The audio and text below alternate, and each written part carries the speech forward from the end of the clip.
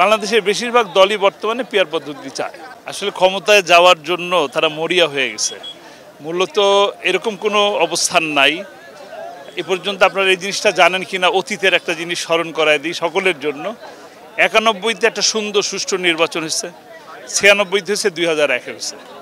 ক্ষমতায় যে দল যে দল করে সেই দল ক্ষমতায় গেছিল বিএনপি এই জামাত ইসলামী সহায়তা নিয়ে দুইবারই। আর এর আগে এরপরে আর তারা কখনো আসতে পারে নাই। আগামীতে ক্ষমতায় যেতে হলে বাংলাদেশ জামাত ইসলামী একটি সহায়ক শক্তি, আমাদের সহায়তা নিয়েই ক্ষমতায় যেতে হবে। আমরা বর্তমান অবস্থা বাংলাদেশ জামাত ইসলামীর সারা দেশব্যাপী গণজোয়ার সৃষ্টি হয়েছে।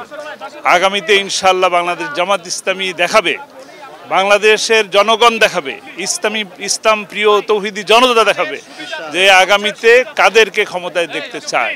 চাঁদাবাজদেরকে দেখতে চায়, দুর্নীতিবাজদেরকে দেখতে চায়, নাকি ইসলাম প্রিয় সৎ নিরপেক্ষ মানুষদেরকে দেখতে চায়। এটা জনগণের উপর আমরা ছেড়ে দিচ্ছি। এইটা আমাদের দলীয় সিনিয়ররা দেখবেন, আর সরকার দেখবেন। সংস্কারের প্রশ্ন আছে। পিয়ার পদ্ধতি আমাদের বাংলাদেশের বেশিরভাগ দল চায়, তাহলে তো হওয়া উচিত এইটাই। বাংলাদেশের বেশিরভাগ দলই বর্তমানে পিয়ার পদ্ধতি চায়। একটা দল চায় না বললে তো আর হবে না, হবে। এটা আশা করি বাংলাদেশের মেজরিটি জনগণ যে দিকটা চায় আগামীতে এই দেশ সেদিকে যাবে ইনশাআল্লাহ। আমার বাবার ব্যাপারে কথা বলতে চাই হলো, তাকে একেবারেই নিরপরাধ একজন ব্যক্তিকে তারা 13টি বছর ধরে বন্দী রেখেছেন। মিথ্যে কলঙ্ক তার উপরে চাপানোর চেষ্টা করা হয়েছে। আল্লাহর রহমত এবং বাংলাদেশের মানুষ তাকে ভালোবেসে বুকে ধারণ করেছে।